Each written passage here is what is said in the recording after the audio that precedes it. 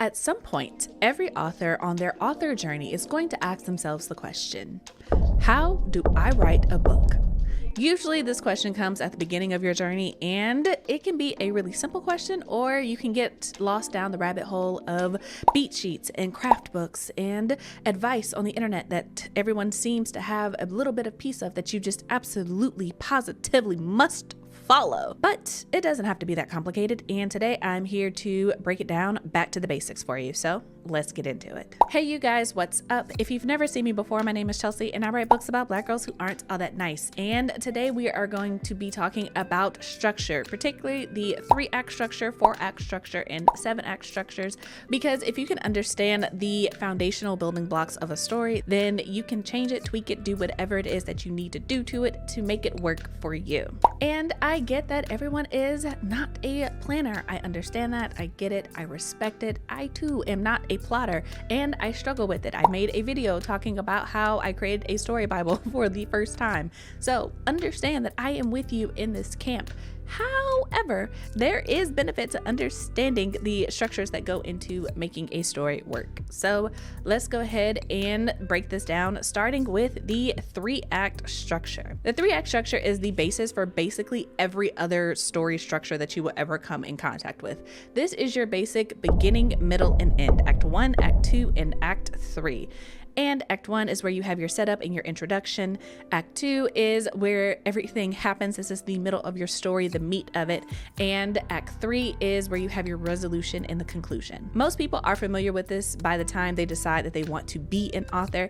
And basically every other structure that you run across on the internet can be broken down into the 3-act structure on its most basic level. The positives of the 3-act structure is that it is very broad. Most people are already familiar with it. Is kind of the default for basically every other structure that is out there, and there are very clear-cut points between Act 1, Act 2, and Act 3. So if you're new to it, that can be really helpful. On the flip side of that though, it is very broad. So if you're looking for something that's going to be more focused, more pinpoint, more granular, then the 3-act structure is probably not going to be great for your brain. So I really recommend it for new authors, again, because it is something that most people are already familiar with, and you can always get more detailed with the 3-act structure if you need to. It's very easy to build off of it and grow from it, and it's a really solid place to start. But if you already know that you need some granularity, that's my SAT word for the day, apparently. If you know that you need to hone in on the middle of your story from the jump,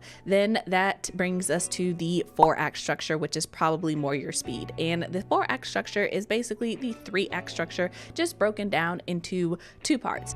This is Editing Chelsea, and I just want to let you guys know that this is how my brain understands the 4-act structure, and that's not necessarily how it works. So, slight disclaimer. So you have Act 1, which is still going to be your setup and your exposition and your introduction and all of that good stuff. But then the middle part of your story is broken up into 2 parts. Act 2, which is going to be your complication, which is your ups, your downs, the middle part of your story. And then you have Act 3, which is your climax. And then you have Act 4, which is your resolution.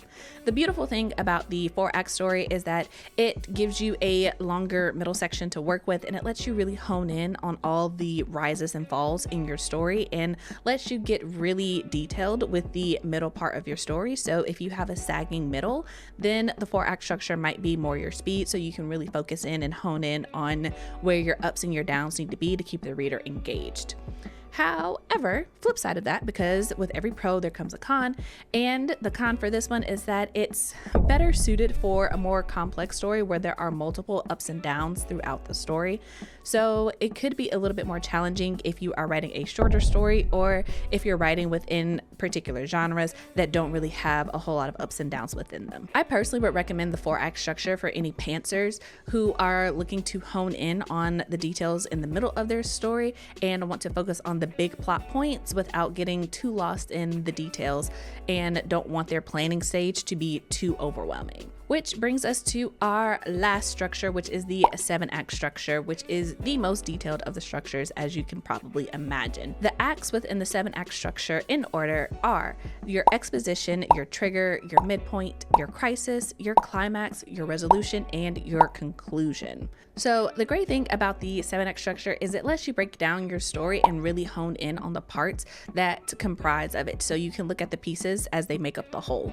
And because the 7-act structure is more detailed, it really gives you space to make each section as long or as short as you need it to be to make it work for your story, so there's a lot of flexibility within it. On the flip side of that, the con is that it is super detailed. So if you are not familiar with plotting out your stories, or you're not comfortable with it, or you're new to it, then this level of detail may not be exactly what you're looking for. So personally, I would recommend the 7-act structure for any plotters who are looking to really dig into the details of their story, or any author who has multiple plots, subplots, character arcs going on at the same time, because the 7-act structure is really easy to be layered so that you can see exactly where all of your subplots and character arcs are overlapping and interconnecting.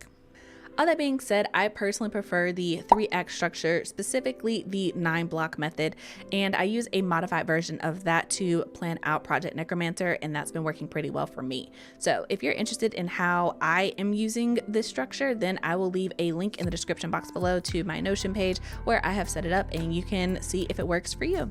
But the point of all of this is that all of the structures can be modified and tweaked so that you can use it for whatever works best for you and your brain and your story and what it is that you are trying to accomplish.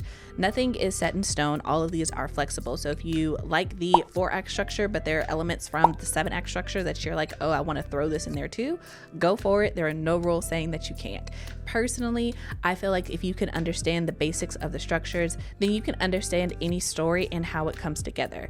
If you don't know where to start, I personally, just a personal tip, I would recommend looking at any story that you already really like and seeing how it fits into the structure so that you can do it for your own stories. But if you're watching this and you're like, Chelsea, I don't really know which structure I like or how it's going to work for me and my story, then again, check the link in the description box below. You can book an hour with me and we can figure it out together.